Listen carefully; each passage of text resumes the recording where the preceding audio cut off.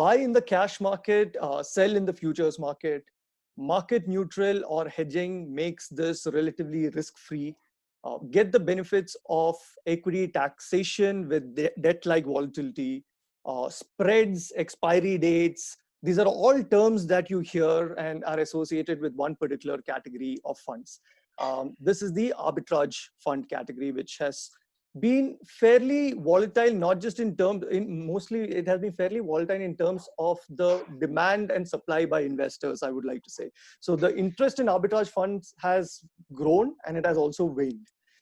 So we thought, at this point in time, there has been a lot of news about arbitrage funds, that's around the markets. There are lots of questions from investors. So we thought, let's hear it directly from the horse's mouth. And who better to do this other than Bhavesh Jain? Thanks so much, Bhavesh, for agreeing to do this talk on arbitrage funds with us. Thanks. So Bhavesh has been the fund manager for the Edelweiss Asset Management Company's arbitrage funds since its inception of sorts, since 2014. And if I'm not wrong, Bhavesh has spent his entire career basically doing arbitrage in some form or the other. Isn't that right, Bhavesh? Yes, so I started my career in 2008 with the Edelweiss Prop Arbitrage Desk, and more or less doing arbitrage in some form of other from last 12 years now. Perfect. So there's no one better to speak about arbitrage with. So I'm going to get straight into it, Bhavesh, with the simplest question of all. If I were to ask you to explain arbitrage, I know I'm going to put you on the spot a little bit over here, but if I were to ask you to explain what an arbitrage fund does or what arbitrage is to a 10-year-old child, in the simplest terms, how would you go about explaining it? Yeah, you see, in the most simple term, I will say arbitrage is like buying and selling same thing in two different markets and try to make profit by gaining the gap between the prices in two different markets. To put it in simple term, say from a 10 years point of view, say you buy chocolate from a shop, say a Dairy Milk, he will give you a 10 and you give it to your younger brother at 12 rupees. In between you make 2 rupees profit, and that is in simple term arbitrage. You buy something in spot market, you sell the same thing in derivative market and try to gain a spread between these two market is called as arbitrage. Okay. So this is what we do in our arbitrage fund. All right, wonderful. So what you said over here is you're buying it at 10, you're selling it at at 12 rupees to, let's say, your younger brother. But this is still, in a sense, it's still like the current market, right? But in an arbitrage, there is something like the futures market also, right? There is, you hear this term often, cash market, futures market. So if I were to ask you, what is a futures market in the Dairy Milk scenario? How would we go about putting a cash in the futures market here? Yeah. So see, what we want is two different market. Now it can be wholesale market and retail market. It can be cash market and future market. And so it is basically your buyer and seller are already decided. So that means it is not like that. Say if you do normal equity trading, you buy shares today and then you sell it at a later point of time. But your selling price is not fixed. But in arbitrage, your buying and selling price is fixed because you enter both the trade at same point of time. So if you will see, normally say NSE is the exchange which we all are familiar with, and NSE itself have a cash market which is equity segment and a derivative market which is including a future and option. So it is not a different market; it is within the same exchange. So NSE have both a cash market as well as future market. So we buy, say for example, Reliance Securities. So we buy Reliance Industries in NSE cash market, and we sell same Reliance in NSE future market. So both, buy entry and sell entry goes into the system at the same point of time. Right. So there is practically no price risk. Fair enough. So when you spoke about the futures market, so you're entering into a contract that is basically telling you the price of this Reliance Industries, if I can take that same example, at a certain future date, right? Which is usually 1 month away from, since futures work on something like an expiry and a contract, because you said it's a contract, it's something that is 1 month away more or less, right? So you're saying that 1 month from now, this is the price of, this could be the price of Reliance Industries, right? No, so it is like price is decided today itself. Say for example, today Reliance Cash is trading at 1500 and Reliance Future is 1510. That means I am ready to buy Reliance from you at 1510 rupees, but delivery date of that transaction will be last Thursday of this month, which we call as expiry date.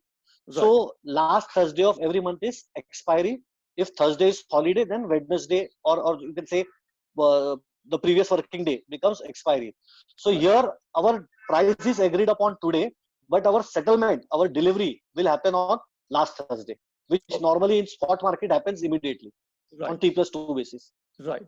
So in the futures market, the examples that are given so far, Bhavesh, are that the futures market is usually at a slightly higher or elevated price compared to the cash market, which is that positive spread that you see, right? So you're Yeah. buying in the cash market, you're selling in the futures market, and you're hoping that at the end of, or this is what usually happens, right? At the end of that 1 month contract period, the prices come together, right? But if I were to try and ask you to put it in a simpler way so that people can understand, why does the futures market usually, and I know it trades at a discount and it can become negative, so we'll get into that, but usually what is the rationale for the future price to be higher?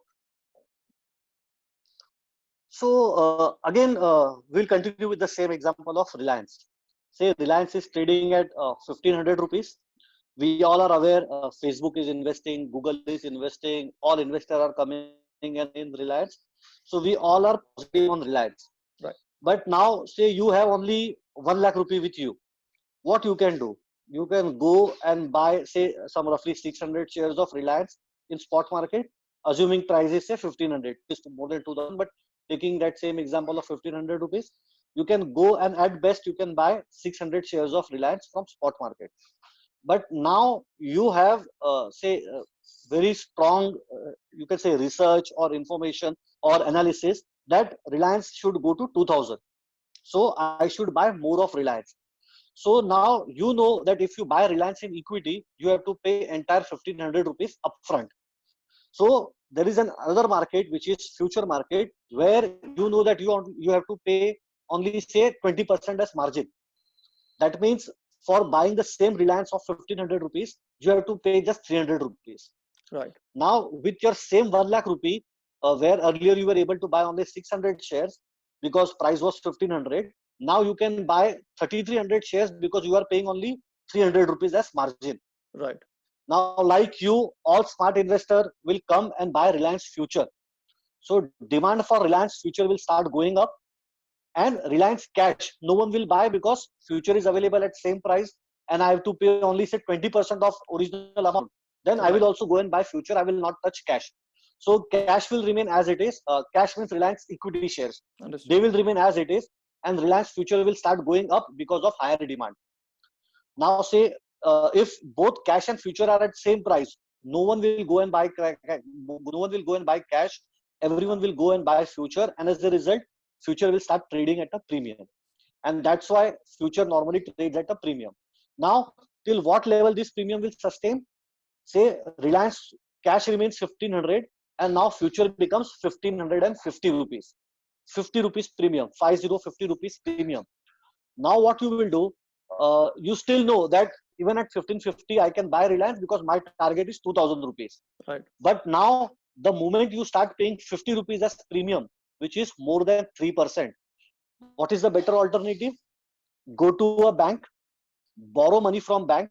You may pay interest of say 12% over there, which is 1% per annum. Or you may, so at say instead of buying Reliance future, you will go to a bank, borrow money from there, you pay 12% or 1% per month as premium over there, Hmm. and buy Reliance in cash at 1500 rather than buying Reliance at 1550. Now Right. what will happen? Everyone will become again smart. Rather than buying future, everyone will go to a bank and buy Reliance equity by Right. taking loans from bank. Right. Now what will happen? Demand for Reliance future will go away. So their price will start coming down. Mm-hmm. Demand for Reliance cash will increase, Mm-hmm. and Reliance cash price will start going up. So again, till a point where this gap becomes 1%, and say 15 rupees, Right. cash will be in demand and future will see supply. Right. The moment this gap comes at 15 rupees, now there is no arbitrage. Either you pay 15 rupees, which is 1% as premium, or you pay 1% as an interest to bank. So there is no arbitrage. So in normal scenario, if all other things are constant, your gap between cash and future should be equal to your interest rate in economy. That's why you will see return of arbitrage fund always move in line with a liquid fund, more or less on a pre-tax basis. So basis the interest rates and everything else, because like you said, otherwise it's the cost of borrowing that is involved in this, Yes, right? yes, Fair yes. enough. So that is the example of when it or when the futures market trades at a premium because of certain factors like this. So it kind of fits into the theory that we all have of arbitrage, which is, where you buy the stock and you sell the future, right? But what if you kind of flip that and the future starts trading at a discount to the current cash market? That can also happen, right? And we've been seeing that happen in the past few months because of, COVID-19 and everything else. In that Yes, scenario, yes. can an arbitrage fund still participate by doing the reverse transaction? So, see, the simple rule remains the same over here also. We cannot do short selling. That means if I don't have Reliance equity, Right, say for example, Reliance cash is trading at 1500, right, Reliance future is trading at 1480, right, 20 rupees discount. right. But if I don't have Reliance equity in my portfolio, I cannot go and sell Reliance equity and buy Reliance future. Fair So enough. that is, in our technical term, it is called as reverse arbitrage. We cannot do reverse arbitrage unless we own that equity in our portfolio. So practically, if you will see in a bear market, Hmm. or say when there is some corporate action or some announcement like result or something of that sort, future can go into discount also. Hmm. Like say for example, Mahindra and Mahindra Finance have a rights issue, so you will see future is trading at a discount. Right, Some companies are going to give dividend, like Hindustan Unilever have announced dividend on 30th of July, so that future will trade at a discount. So there right. can be multiple reasons, Hmm. Hmm. Hmm. including demand and supply, where future can trade at a discount. So we can participate only if we have our holding in that stock. Otherwise, we cannot do any arbitrage over there. Okay, so you always have to buy in the cash market. You can't just sell in the cash market without having position, right? Yes, yes, Fair yes. enough. The other thing that I wanted to ask you over here, Bhavesh, is we keep hearing the term rollover, right? Saying that the rollover for this month is this, right? Now, what exactly is this rollover? Is there a cost? Because you said that the last Thursday of every month is an expiry. So, what is rollover? How does it work? How does it impact an investor? Is there a cost associated with doing this? Can you shed a bit more light on that? Sure, sure. So first, just to start with basic of arbitrage as a trade, as you rightly said, we buy in spot market, which is equity, and we sell futures. Now, when we buy equity, there is no expiry date, right? You Right. can hold Reliance for 10 year, 15 year, 20 year. Absolutely. As long as company is there, you can continue to own that company. But future, as we discussed, last Thursday's expiry date.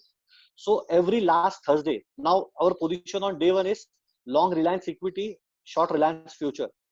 On last Thursday, which is say for example, say 30th of July, for example, say last Hmm. Thursday of Hmm. this month, 30th Hmm. July. Now on 30th July, I have three options with me. First, I can square off my position. So I was long Reliance equity, I will sell that, and I was short Reliance July future, I will buy that. That is normal square of your position. You just close your position. So you make Second your option is money on that, and that's done. yes, yes. So Right. my position is zero. I am out of that. My money is coming back to me. Right. Second option is let the position expire. Now, closeout and expire is almost same, but in closeout you actually trade in market. You sell Reliance equity, you buy July future, but in expiry you just let your position expire as it is. Okay. Now, what will happen? You are short future that will expire at the same price where Reliance cash is. So your gap will be realized because both cash and future will converge. Fair enough. Now what will happen? You are short on future that will get expire. So against that, you have to settle it by giving Reliance delivery, which you already own because you are long on equity. Right. So that is the concept of expiry, where your future will expire and your equity shares will be delivered to exchange as a delivery against that. Right. Now Right. the third option is rollover. What is rollover? Right now my position is long equity, sell July future. I want to continue with my position, but I don't want to take naked position because I am an arbitrager. So what I will do, I will buy my July future. My July month future will position will become zero, and now I will sell August future. So in a way, my position will convert from long cash short July to long cash short August. I have just rolled over my future position. Now instead of short July, I am short August. Rest Right. all thing remains same, and I will make money in next month also because August future will trade at a premium to July future. Right. Now this is known as rollover. Yes, we have to pay brokerage and STT while we do rollovers. So that is roughly, you can say, 1 paisa brokerage on each leg and 1 paisa STT only on the sell leg. So effectively, my cost is 3 basis point. Now, if I don't roll over and I shift position, say I will square off my Reliance position and I will move to Infosys, or I will square off Infosys and I will move to Sun Pharma. Right. That means I am selling and buying my cash position also. Right. Trading in cash is much more expensive compared to trading in derivative. As I said, in derivative my total cost is only 3 basis point. If I do the same transaction in cash, which is equity segment, I have to pay 10 paisa STT on buying, say Infosys. I have to pay 10 paisa STT on selling Reliance, and I have to pay higher brokerage, which is 3 basis point on each leg. So my cost is almost 26 basis point. Right. That's why 90%, 95% of our position gets rolled over, because their cost is only 3 basis point rather than squaring off one stock and moving into other stock, Right. because there our cost is almost 29 basis point. Fair enough. That makes sense. All right. So you spoke over here, Bhavesh, about the contracts or the expiry being for 1 month. Is that standard regulation globally? Is it a practice that's there in India? Can you even take longer term contracts? How does that work? So if you see, stock future as a concept is more specifically for Indian market. Globally, index future are more popular compared to our market, where stock futures are also equally popular. Now, normally we have 3 month expiry. So right now we have July future, August future, and September future.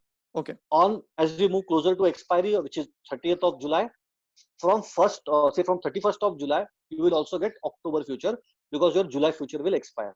So at Okay. any given point of time, you will have 3 months future, which is current month, near month, and next month and far month.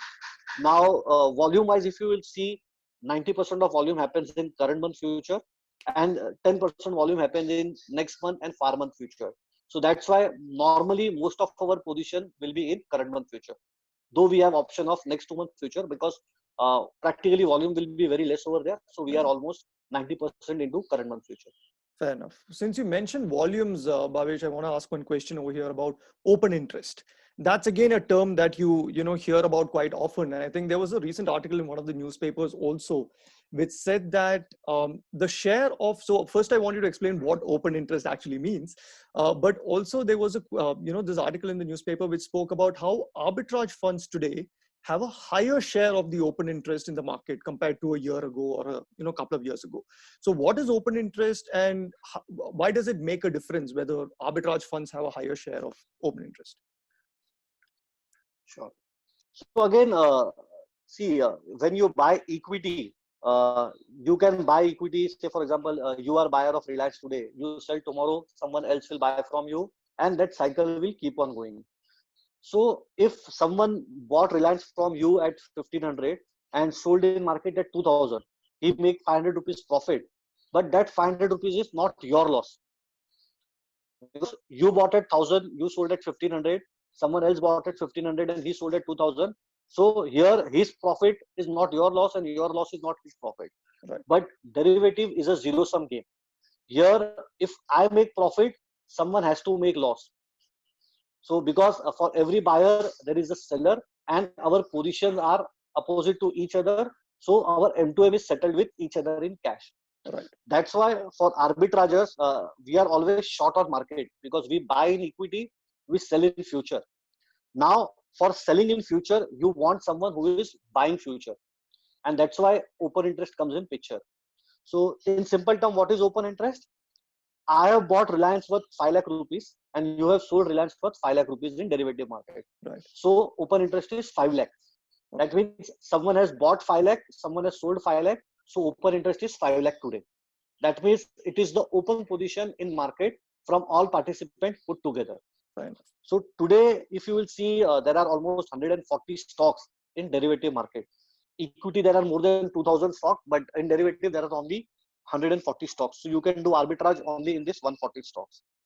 The total open interest in this 140 stocks put together is close to 90,000 crore. Okay. That means arbitrage fund cannot be bigger than 90,000 crore, because right. total long position in market is 90,000 crore. Now we are on short side. So even if you assume that entire short side is owned by us, we cannot be more than 90,000 crore. Now, how our AUM is break up? Say right now, say total arbitrage fund industry, including all funds put together, is around 70,000 crore. Now, 65% of that goes into cash future arbitrage, because we park some money in margin deposit, we park some money in cash, we keep some money in short term papers. So 65 to 70 is roughly what we put in cash future arbitrage. Right. So 70,000 crore total AUM, 65% of that goes into arbitrage, which is roughly say 46,000 crore. Mm-hmm. As I said, total open interest in market today is 90,000 crore. Arbitrage fund is roughly having 45,000 crore worth short position. Right. That means we are almost 50% of total available open interest in market. Mm-hmm. Now, you can still say that 50% is less. You can be 60, 70, 80. Yes, definitely we can be 100% of total open interest in market. But now, as soon as we move above 50%, we start adding pressure on short side. That means a buyer knows that an arbitrager is a desperate person, because he have to hedge his position compulsorily. Right. I cannot keep my position open. A long only person can always decide not to roll over. He can say, rather than buying Reliance in future, I can buy Reliance in equity. But an arbitrager doesn't have that liberty. He has to roll over his position. He has to hedge his position. That means we have to sell future at any given point of time. Right. And as soon as we move above 50% of open interest, we have seen there is a pressure on rollover, and that leads to lower return in arbitrage as a category. So you can say open interest and spreads have inverse relationship. Right. So that is the current market scenario then today, which is why there's been a bit of a flutter and arbitrage funds have been in the news as well, right? Because of this happening and, the open interest being dominated by the arbitrage fund category, right? Yes. Yes. So what has changed? Is it because foreign institutional investors are not participating anymore? Like, what is the reason and what can change this dynamic again? So I'll say it is right now on long side, foreign institutional investors have become more active, or you can say more aggressive, and that's why spreads are lower. So in fact, what has happened is for us, our most important counterparty was HNI and retail. Because of March, you can say whatever happened in March, when Nifty was down almost 40% in less than 45 days. Lot of HNIs, lot of, you can say, retailer lost a lot of money, and as a result, leverage position gone down significantly. See, an FII is also an arbitrager on long side, so they will not allow you to make that free money. But an HNI or a retail, it was like, if you have a view that Reliance is going to give me 20% in 1 month, then you are not worried about 10, 15, 20 basis point. You are happy to roll over even at 10, 15, 20 basis point higher returns. Right. But because a lot of them burned their finger in March carnage, they are out of market. And even though Nifty has recovered a lot from 7,600 odd levels, we are at 11,200 levels. But still, that open interest on long side, which was dominated by HNI and retail, is still not back. It is still FIs are still the largest contributor on long side, and that's why it have an impact on lower spread. Okay, fair enough. And also SEBI has tweaked quite a few regulations with regard to margins and leverage positions as well, right? Does that also have an impact then on the psyche of investors? Yes, yes. So see, there are, so earlier, as I said, in our example, we said. Yes, please, Bhavesh. Yeah. So, so you'll see in our example when we say that for Reliance, you have to pay only 300 rupees as margin, because that was the case. Earlier, your margin requirement was just 20-25%. Right. But because of this increased volatility in market, SEBI have increased margin by almost 2x to 3x in selected stock. Right. Now an HNI or a retailer will think, rather than paying say 70% margin and premium over and above that, why don't we pay entire 100 rupees and buy equity shares? Right. Or why don't we trade in options now? So Right. that's why you will see retail volume in cash market have gone up significantly. Retail volume in option have gone up significantly, whereas Fair their enough. participation on future side have come down. Okay, fair enough. Which means that could still put a little bit more pressure on arbitrage funds in the near term, right? Till this volatility and Yes, people's mindset around this changes as well again, right? And participation further improves. yes, Fair enough. You spoke, yes, yes. Bhavesh, in between all this about being 2,000 equity stocks, but only 140 being available for you to really participate in, right? So I'm assuming. So let's get a little bit into the structure of arbitrage funds. So I'm assuming that these 140 stocks are all going to be large cap stocks. Yeah, mostly. So is you can say top 200 market cap company will be your total universe. Out of that, 50, 60 stocks are not there in FNO. So large cap to mid cap is your universe.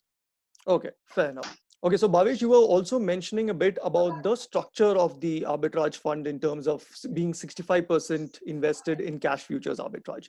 You mentioned a little bit about, further being a requirement for margins and deposits. And that 65% is usually done in order to maintain that equity taxation, correct? So in a market like today, where you're also seeing a lack of opportunities in the arbitrage space, what do you do? Do you still continue to do those rollovers at a lower spread, or do you take on more debt? How does that portion work? Yeah. So see, for equity taxation, our average number for 12 months should be 65% in Okay, equity. right. So you will see our March end portfolio when there was say fewer opportunity, we reduce our equity position to as low as 50%. Then in April when opportunity improved, we increased it back to 70%. So there will be months where we'll be at 70%, 75%. There will be months where we'll be at 50%, 55%. Average for any financial year, we will keep it at 65% or above. Okay, fair enough. And So that flexibility is there with us. right. And in the debt portion, when you usually manage, because I know that the arbitrage portion, you're actively looking at opportunities. But in the debt portion, what is your usual strategy? So for us, debt is purely a parking instrument. We are not looking to chase a higher return by going, say, long on duration or by playing credit over there. So we have a simple, you can say, debt casing, which is debt policy for Edelweiss Arbitrage Fund. Right. We will not invest in any paper having maturity of more than 3 years. Average maturity of our portfolio will be anywhere between say 6 months to 9 months. Mm-hmm. We will not take any credit in our portfolio, and we will also not invest in any of our group companies, because that is also a policy where we don't want to have any conflict of interest. Right. So we will not invest in any of Edelweiss group company also. Right. Fair enough. No, that makes sense, and I'm sure that a lot of people who are listening to this will breathe a sigh of relief when they, hear you say no credit risk. So, I think that's a good thing Yes. to have. But before I want to, kind of ask a couple more questions to you, Bhavesh, right, with regard to fund size as well, because we mentioned that open interest percentage share of the entire arbitrage industry, and some funds are larger than other funds, right, in the industry.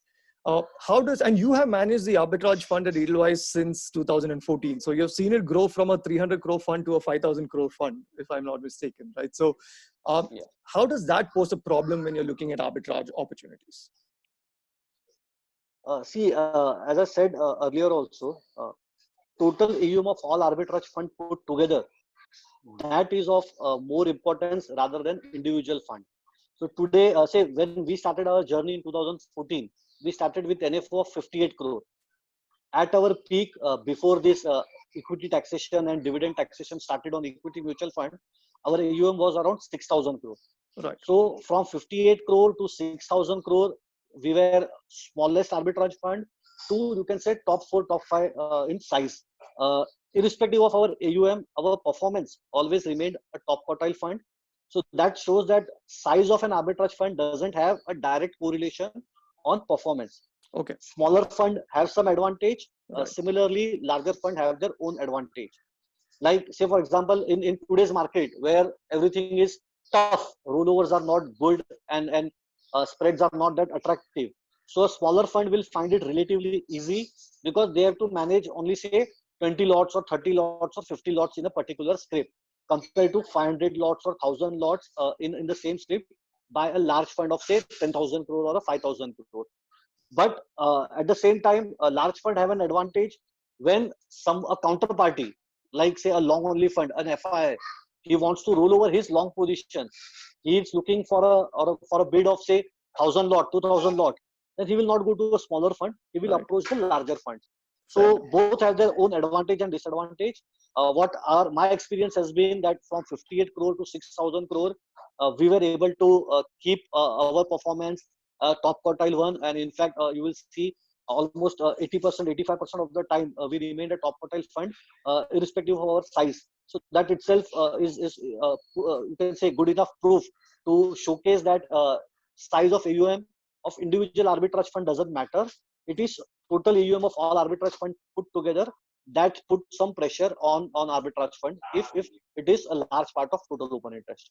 Fair enough. I think that makes sense, Bhavesh. And volatility, is that a big positive for arbitrage funds, or is it a bit of a concern for arbitrage funds? How do you see volatility? So I think March was the best example of what volatility is, and impact of that you can see in April month return.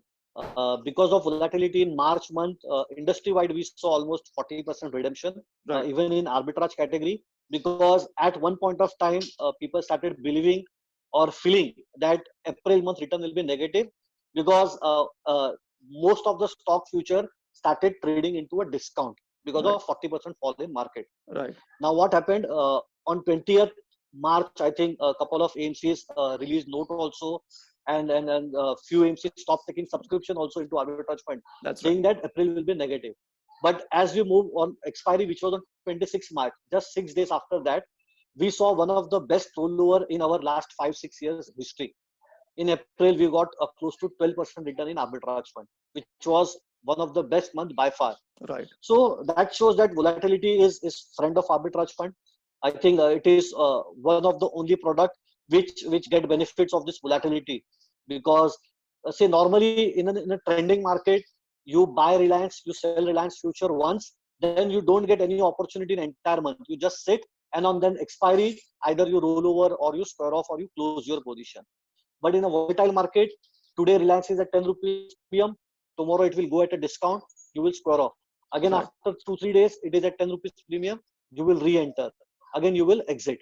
So you will get multiple in-out opportunity, and thereby the same amount of money can be used twice or thrice, and thereby you generate higher return. Fair enough. So I think only a bear market is something which we are worried about.